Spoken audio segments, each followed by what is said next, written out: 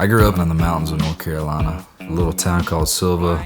It's kind of a touristy town, but yeah, you probably never heard of it, so. Well, just very blue-collar upbringing, typical country stuff. My mom was a teacher for 30 plus years. She actually taught at the school that I went to my whole life. Any sports program we had, I was always playing something. My uncle's on a tire shop, and I spent a lot of time down there changing tires and brakes and doing whatever. My main job throughout high school was playing bluegrass. We decided to start a band with me and my cousins and my uncle. The name of our band was called Mountain Faith Bluegrass Band. One thing I really am thankful for starting out in bluegrass is it made me have to be a somewhat decent player. What made me fall in love with music originally was just picking. Then I started singing more. Your confidence kind of builds as you get better at one thing. And once I did, feel like, I can hang and was playing in a band and, the band was having a little success. It was like, that's when I really caught the bug for it, I guess. Out of high school, I just kind of got burnt out on playing bluegrass all the time. And I was like, man, I just kind of want to start writing my own music.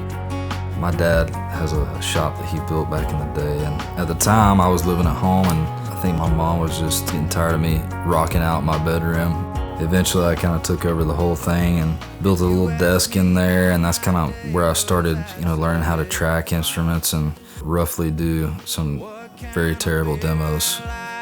I enjoy being home, especially here in the mountains. It's one of my favorite places to be. So I was pretty hesitant on moving my entire life and dropping what I was doing to go chase something that, was at the time a very distant dream. You gotta believe in yourself to an extent, but there's always that what if in the back of your mind, like if this doesn't work out and, how am I gonna make money and pay my bills? One of my friends that I wrote with a lot, he had moved to Nashville and he was like, man, you just need to start making trips down here and writing with people and see what happens. At that point, I realized I had to be in Nashville if it was gonna happen. And so I was like, if I'm gonna do this, I need to do it now. During that transition time where I was moving to Nashville and making trips back home, we ended up calling it Uber, and this guy came, picks us up, and he started talking to us and just, yeah, man, I'm a songwriter. I do this on the side just to, kind of meet people and network and whatever. And long story short, he ended up just being like, yo, send me some of your demos that you've got right now. And so I sent him like 30 songs. A couple weeks after that, ended up writing a really cool verse chorus to a song. And he's like, man, I really like this. If you're cool with it, let's send this over to some of the guys I write with a lot. I was like, yeah, of course. It ended up being Jason Aldean's bass player and guitar player. They had me sing the demo. After that, they sent it to Jason Aldean as a pitch. He was like, I like the song, but who's singing the demo? I don't know who this kid is. I was cutting my grass one day in Nashville, and my phone starts ringing. I answered it. He was like, hey man, it's Jason Aldean. Tully and Kurt gave me your number. They sent me a song that you wrote with them, and he's like, I really dig what you're doing, your writing style and all this. And he's like, I just wanted to reach out because we just started this new publishing company and record label. We're looking for a newer artist and writer to be the front of our company. The coolest thing too was, how much he believed in my songwriting. I always wanted to be an artist. I knew it wasn't something you just show up and become, it's something you kind of develop, and you gotta, figure out your style and how you want to sound and what you want to say.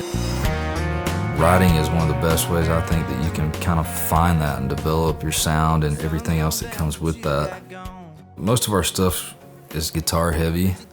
I don't like putting guardrails on stuff, man, because you never know what you're gonna get if you just give them a green light and say, what do you hear here, like that. I love doing that, and I love collaborating with people too. They're, talented guys, because they're gonna play something that I never would have thought of, and then that sometimes will spark something in my mind to try. Past year was our first year kind of actually all doing it as one unit, and we learned so much from just being out on the road, getting to play show after show, night in and night out.